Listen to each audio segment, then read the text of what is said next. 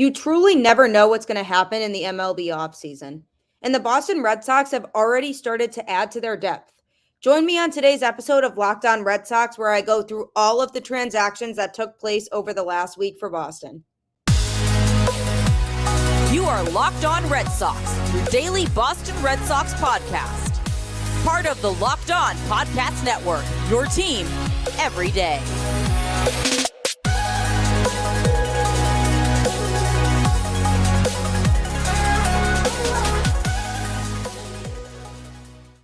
Hello and welcome to Locked On Red Sox, your daily Boston Red Sox podcast, part of the Locked On Podcast Network, your team every day.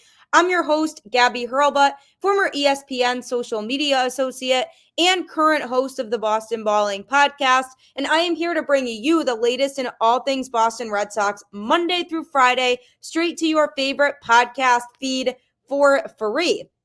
And who doesn't love free? If it's free, why not do it? So I am here every day. Thank you for making the show your first listen of every day. Today's episode is brought to you by Jase Medical. Empower yourself when you purchase a Jase case, providing you with a personal supply of 5 antibiotics that treat 50 plus infections. Get yours today at jasemedical.com. That's JASEmedical.com. Thank you for tuning in to another episode of Locked On Red Sox. And don't forget, you can download the SiriusXM app and get the home broadcast of every Red Sox game straight to your feed so you don't have to miss a single pitch of Red Sox baseball. And you definitely won't want to do that come 2024. So make sure to download the app today so that you don't have to worry about missing a Red Sox game, even when you're unable to sit and watch the whole game in full. So there's been a lot of talk so far since Greg Breslow has been hired about what he should do with the Boston Red Sox and what kinds of moves he should make to make them a better team in 2024. And we can speculate all we want and have things we desire to have happen, but you never really know how it's going to turn out in the end. And we just have to trust that Breslow has that knowledgeable baseball mind to make the appropriate moves needed for this team to be back in contention. Now, they already have started to indicate that they're going to take some action. They improved their depth a little bit by adding a minor league outfielder. The idea of this is that the Red Sox can just have simply another outfielder in the minor league system. It's not meant to be anything to overthink, but his name is Mark Contreras. He's a former Minnesota Twins outfielder. He was a 9th-round pick from UC Riverside in 2017 and spent most of his last 3 years in AAA. Limited MLB experience in 2022, slashed a stat line of 274 batting average, 352 on base percentage, and 418 slugging in 2023. One thing that's good about him is he plays all 3 outfield positions. It's good to know that the Red Sox can kind of flop him around from position to position within the outfield because they're going to need that outfield depth not only at the major league level, but also in the minors. I mean, he just has a very small sample size, so it's hard to really judge how he's going to be right now, but he made his major league debut in 2022 and appeared in 28 total games during that time. He hit 3 home runs and drove in 6 runs during that stretch to go with along with a slash line of 121, 148, and 293. So he certainly came a long way and showed improvement in 2023.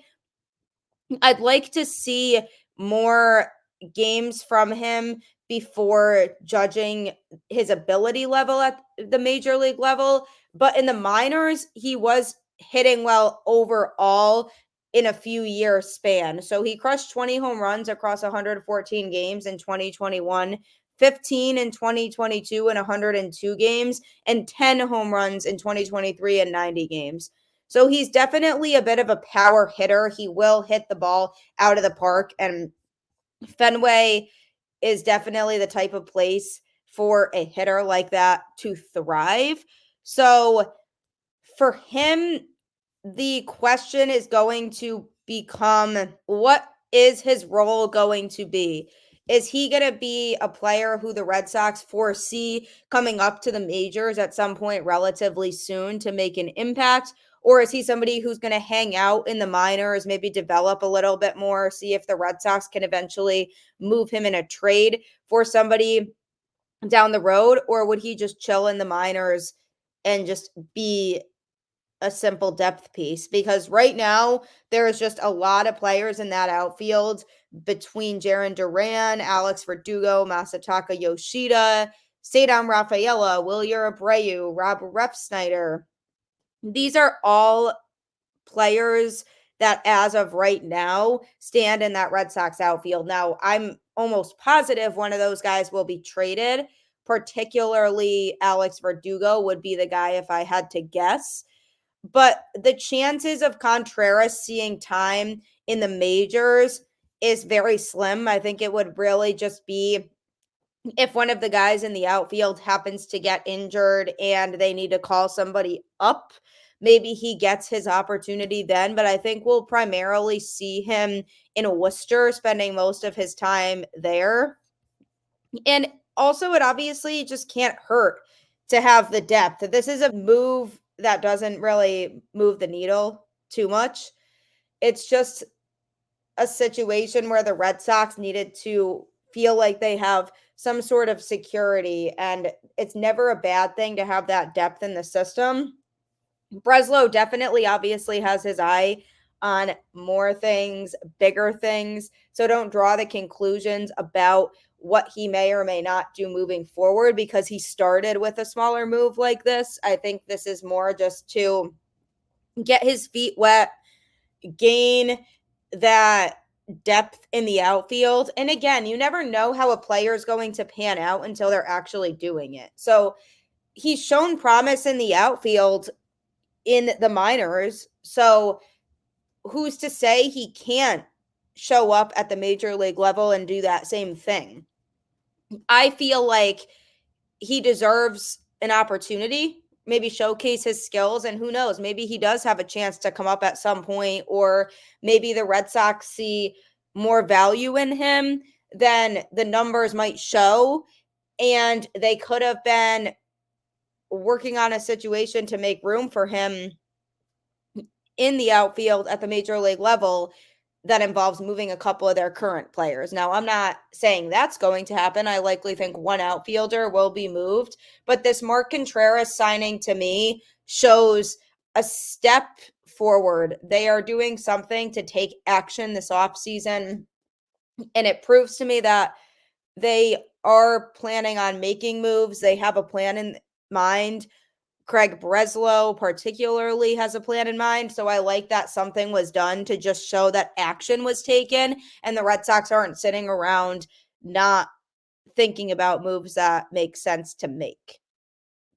Coming up, I'm going to be talking about different transactions for the Boston Red Sox that happened over the last week. Some of them you may be happier to hear about than others. We spend a lot of time talking together, you and I. We get fired up together on wins and losses, who starts and who sits. I'm thankful for that connection we have. And today, I want our chat to be a little more personal. Whether you're on extended travel, bracing for a major weather event, or limited by yet another supply shortage, you are covered, my friend. Thanks to our partners at Jase Medical, life-saving antibiotics and a long list of daily medications can be ordered in a 1-year supply. Even ED generics for Cialis, Viagra, and Rebaccio prescriptions. Go online right now at jasemedical.com to receive your 12-month supply on your daily medication. Remember to use promo code LOCKEDON at checkout for a discount as well. A verified customer had this to say about Jase. I am thankful for this service. Supply chain issues caused me to cut pills in half to have it. I ordered most of my daily meds with a year's supply. I also ordered antibiotic kit. I feel secure now. Prices are lower than local pharmacies. I highly recommend this for everyone. If you or someone you love would love to get some peace of mind by having a year's supply of any daily medication, Go to jasemedical.com to see if it's offered for you. Remember to use promo code LOCKEDON for $20 off your first purchase. It's always good to have that peace of mind, especially when it comes to medications and sicknesses, because you really never know what's going to happen. So the Jase case has you covered. Just use that promo code LOCKEDON for $20 off. Also, don't forget to download the SiriusXM app and search Red Sox, because you can generate the Red Sox home broadcast of every game straight to your feed. And as an adult, we all have a lot of responsibilities and things we have to get done during the day and in the evening. And our jobs, the stress of our jobs could carry over into at night. And maybe we don't have time to sit down and watch a game in full, or we need to be moving around doing something to let that stress out. You can be productive while still listening to the game. So if you download the SiriusXM app and search Red Sox, you can get that home broadcast of every game straight to your feed, so you don't have to worry about missing it. You can be productive and listen and still be able to be in the loop on what's going on with the Boston Red Sox. Speaking of being in the loop, Justin Turner came out and said the other day that he really hopes he can stay in Boston. I guess he sat down with Craig Breslow in the home dugout at Fenway the other day talking for a while. And basically what came out of it from Justin Turner's end is, look, I don't know what's going to happen. Nobody knows the future. The Boston Red Sox have to do what's best for them as an organization. And I hope that includes me. But if it doesn't, I totally understand. Maybe I'll go elsewhere and get acclimated to another city. But what Boston has done for us has been great, meaning he and his wife, because she really has embraced everything about being in Boston as well. So he said, I'd love to stay here, but at the end of the day, it's really up to them. And hearing that felt good, because it validated everything that I had been thinking about how Justin Turner feels about playing in Boston, because he truly did embrace everything that being in a Boston uniform entails. That idea of hard work, not giving up, and overcoming obstacles, and aiming high, which is a championship, and showing good leadership for your teammates. He just displayed so many of those attributes that you want to have on your favorite team. And what I got from that conversation was, yes, look, I'd love to stay here, but I understand if that's not going to happen. There's a lot of teams after Justin Turner. I guess he's gaining a lot of interest, which makes sense because of the season that he had in 2023. So whether the Red Sox let him walk or bring him back, we have to trust that what they decide to do is what's best for the organization. But it was definitely comforting to hear that he wants to stay, because Turner is the type of player that I would imagine a lot of younger players in the league look up to. Obviously, the Boston Red Sox players do. But if you're a young player on another team that wants to be successful in Major League Baseball, Turner is somebody who is successful and has put himself together a great career. And to hear those words coming from him that he would love to come back to Boston is going to make some of those younger players say, hey, maybe I'll want to play for the Boston Red Sox one day. Maybe that'll be my team. And him leading by example naturally like that could be good for the Boston Red Sox organization as a whole, because so many people around baseball saw the difference that Justin Turner made to that team in 2023. And if he's saying he enjoys playing in Boston and wants to come back, and I'm another player who has always looked up to him during his career, I'm thinking, wow, maybe Boston's a great place to play. I want to play there too. So props to Justin Turner. Like I said, I'm a huge fan. Whatever happens, happens, but I'll root for him no matter where he goes, unless it's the Yankees, because I want him to succeed. Other transactions that happened over the last week and a week and a half or so, just to give you a summary of what's been going on in Red Sox land. So on November 2nd, James Paxton elected free agency. I totally saw this coming. I mean, the guy pitched well early on, but then degressed. And it's only natural for him to want to try to go elsewhere because his value was pretty high at the trade deadline. And I almost thought the Red Sox were going to end up trading him, but I guess they didn't like any of the packages they were getting offered for him, so they kept him. But with the season he had in 2023, his value is pretty high now. So it makes sense that he would want to explore free agency and see what's out there and see what kind of deal he'll get. It's definitely not going to be back with the Boston Red Sox. At least I hope not. The Red Sox need an upgrade from a pitching standpoint, and what they got out of Paxton for about half a season was good, but he needs to go off and do his thing and go elsewhere because unfortunately he just hasn't been able to stay healthy.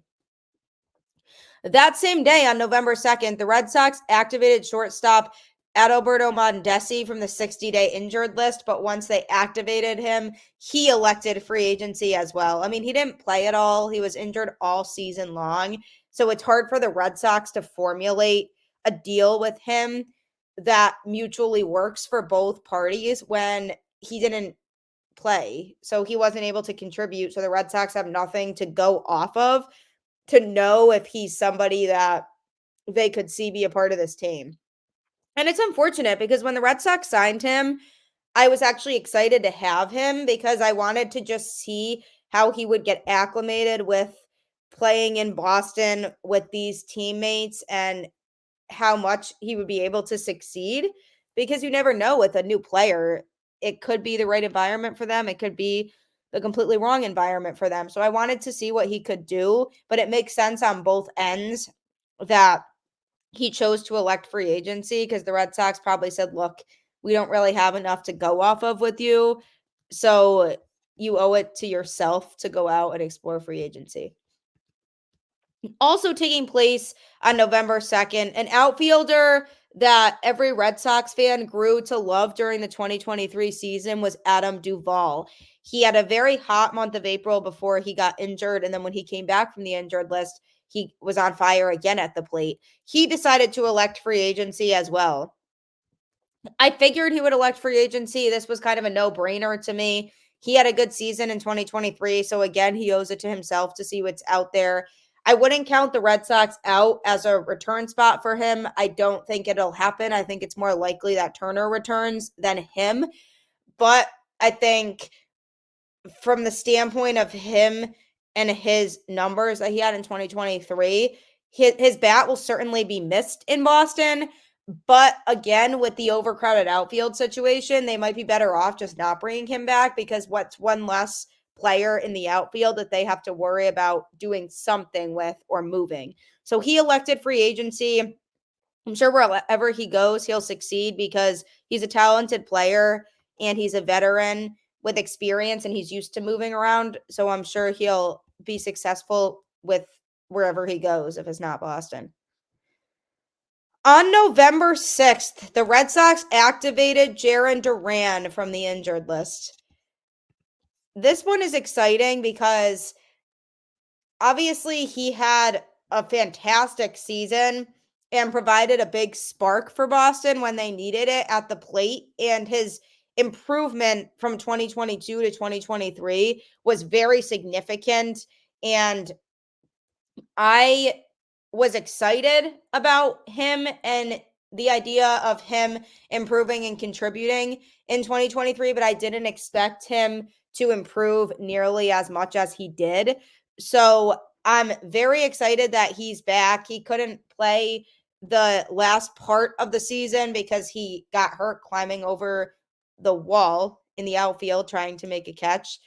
So I'm happy he's back because he could be a huge asset. I don't want to see the Red Sox move him. I think he has a lot more left in the tank and a lot more he can contribute. So hopefully when they're designing that plan for the outfield, he's somebody who is still here and that they're not moving.